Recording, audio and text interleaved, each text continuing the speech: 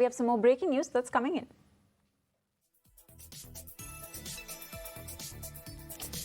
And breaking news coming in, India's strong response to Pakistan at the UN General Assembly says it's regrettable that Pak PM chose platform of this assembly to make false accusations against India.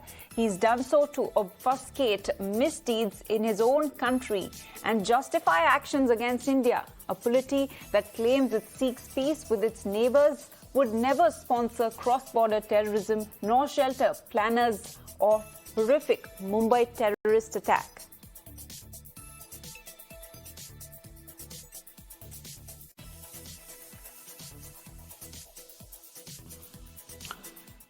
Mr. President, it is regrettable that the Prime Minister of Pakistan has chosen the platform of this August Assembly to make false accusations against India. He has done so to obfuscate misdeeds in his own country and to justify actions against India that the world considers unacceptable.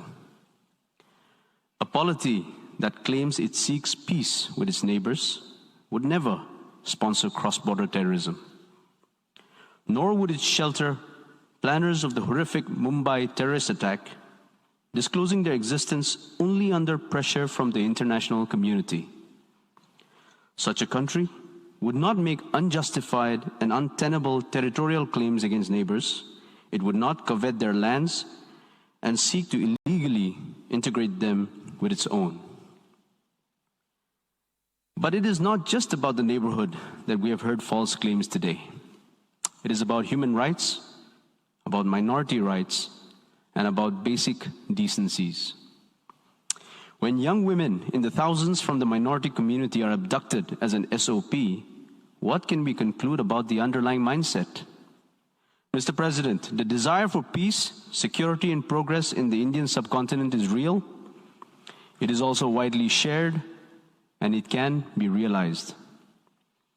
That will surely happen when cross-border terrorism ceases, when governments come clean with the international community and with their own people, when minorities are not persecuted, and, not least, when we recognize these realities before this assembly. I thank you.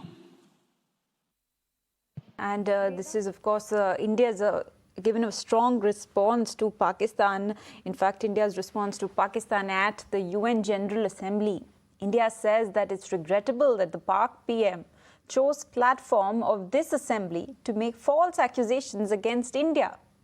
He's done so to obfuscate misdeeds in his own country and justify actions against India. And going straight across to Srinjoy, who is joining us live on the broadcast for more on this. Srinjoy, if you could please take us through the details of India's response to Pakistan at the UN General Assembly.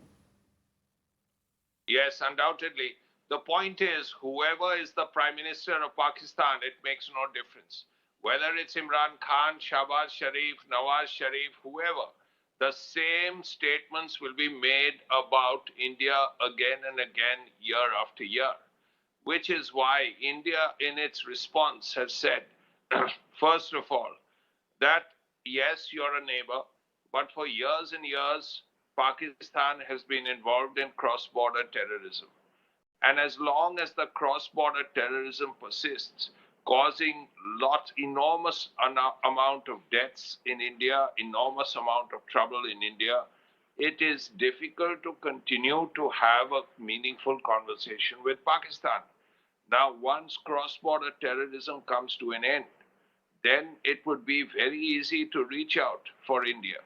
Now, that is the point. First, cross-border terrorism has to end. And cross-border terrorism that is state-sponsored. Let's not forget, all those terrorists who come across the line of control are trained, paid, armed, and educated by the Pakistani state, or at least a section of the Pakistani state, the ISI, which is the military intelligence wing of the Pakistani army. Now, as long as this continues, as long as there are terror training camps, as long as there are launch pads right on the line of control, and even as we speak today, these launch pads exist, the terror training camps exist, how can you speak with a neighbor who continues to foster cross-border terrorism? That is the point that India has made. Right, Srinjoy, many thanks for sharing all those details with our viewers.